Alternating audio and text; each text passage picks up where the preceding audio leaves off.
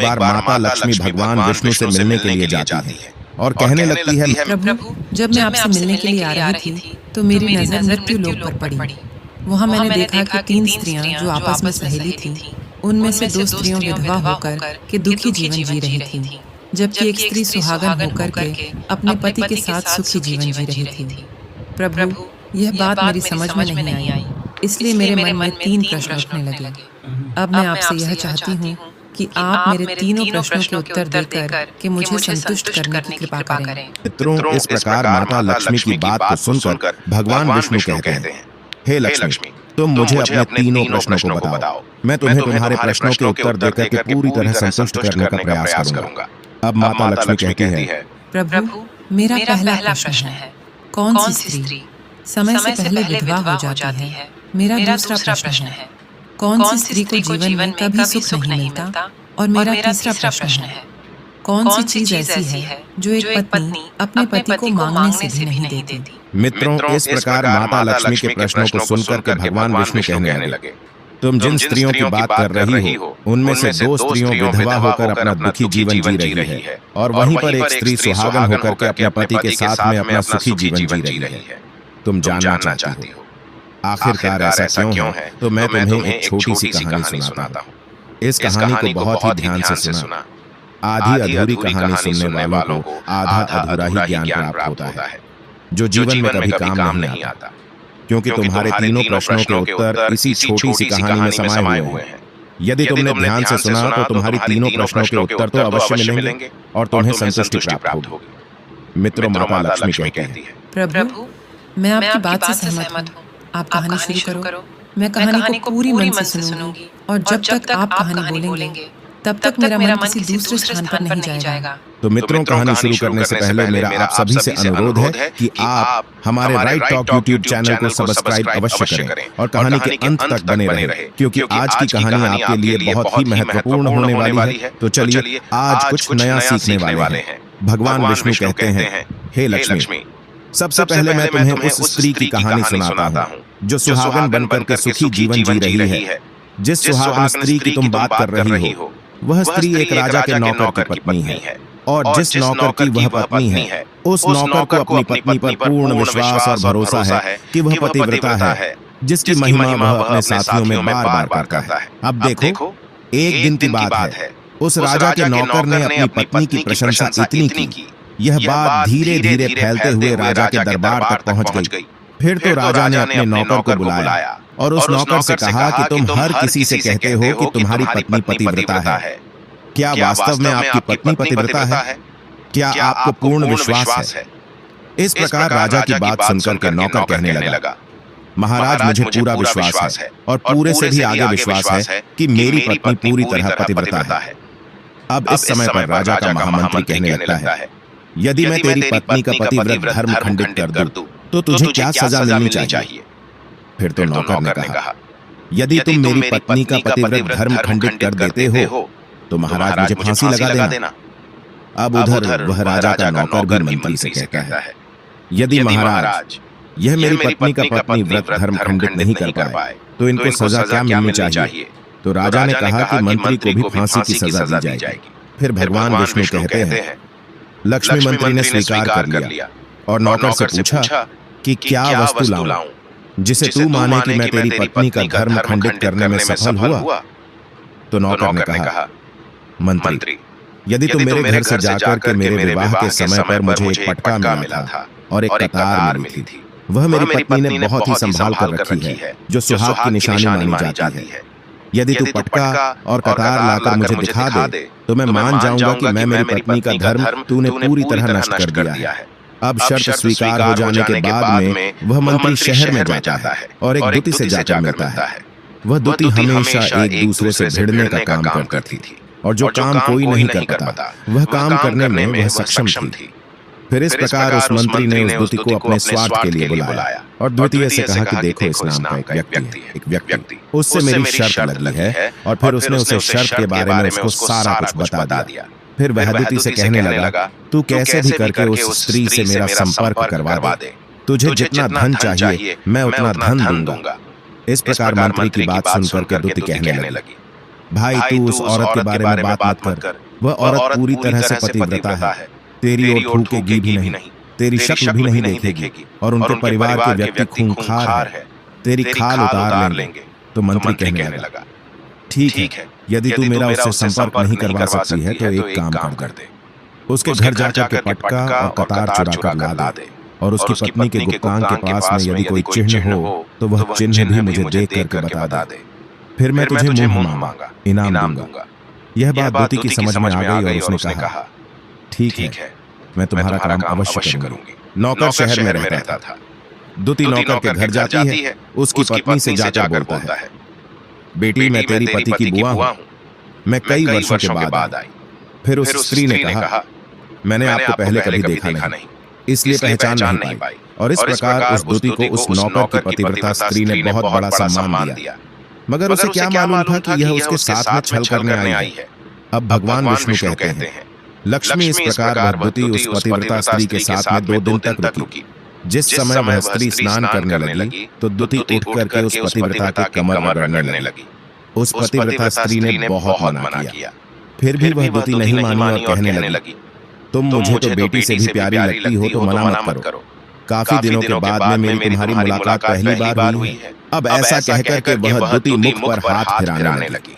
फिर आंखों को धोने के बहाने से उस दूती ने उसे पतिव्रता स्त्री की आंखों पर पानी मार दिया और उसे स्त्री की आंखें बंद हो गईं। इस प्रकार गुप्तांग के पास में जांघ पर तिल था जो दूती ने देख लिया।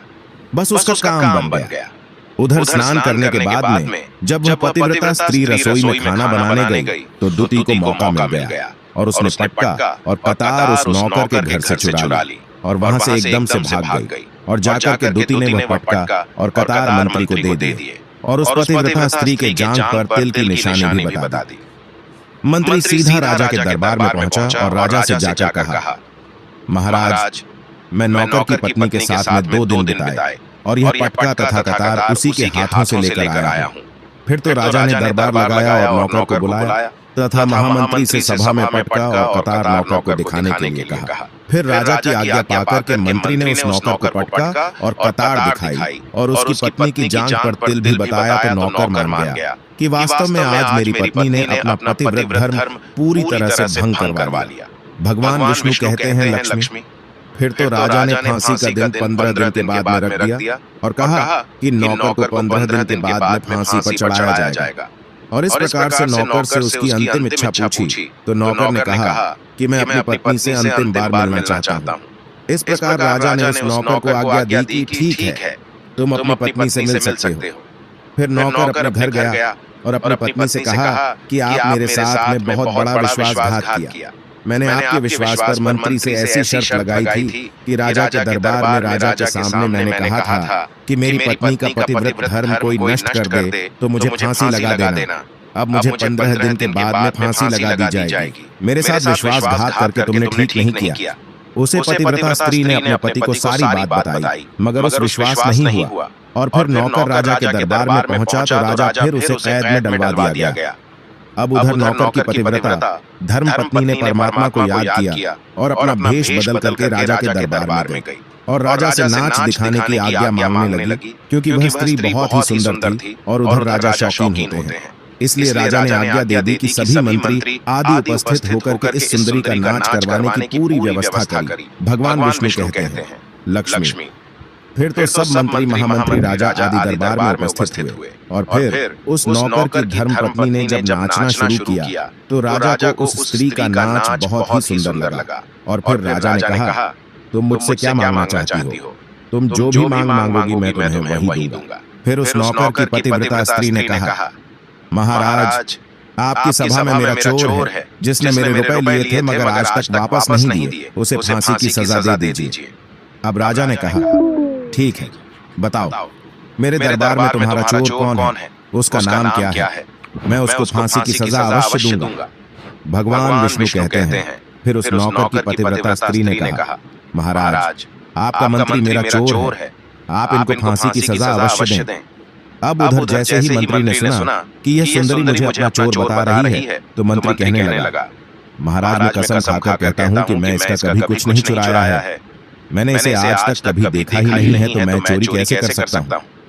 मैं आज तक इसकी शक्ल ही नहीं देखी है।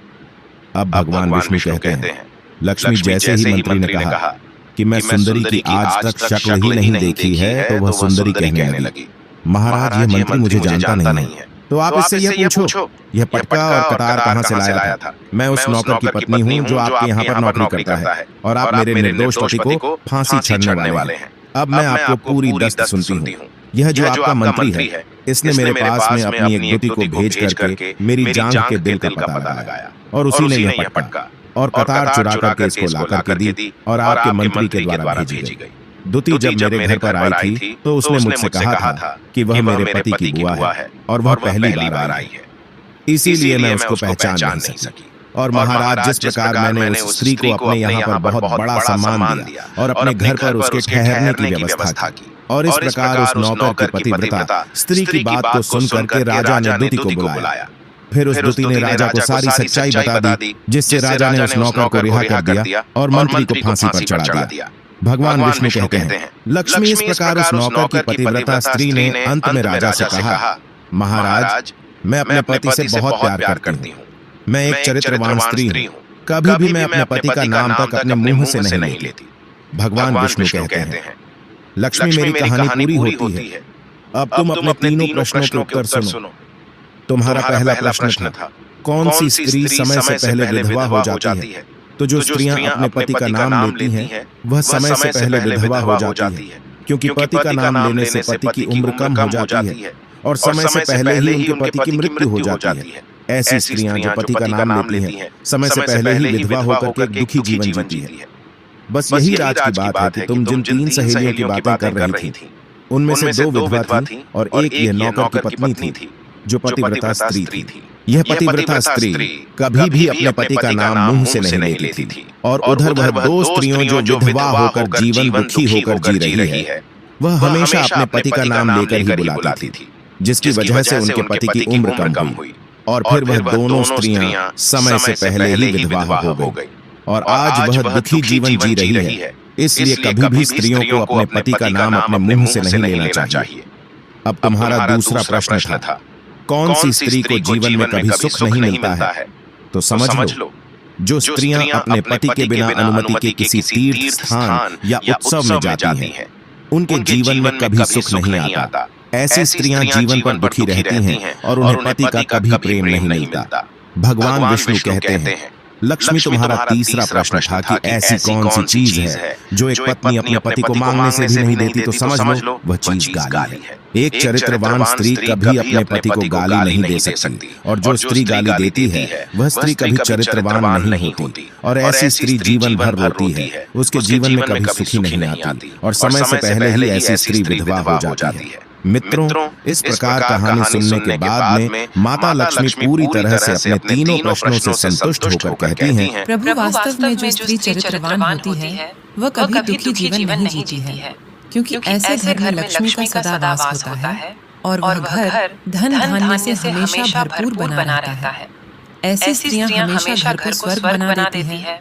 तो दोस्तों, यदि आपको यह वीडियो पसंद आई हो तो प्लीज आप हमारे चैनल को सब्सक्राइब अवश्य करें, वीडियो को लाइक करें, और दोस्तों सच्ची श्रद्धा से कमेंट में जरूर लिखें। जय श्री राम, जय हनुमान।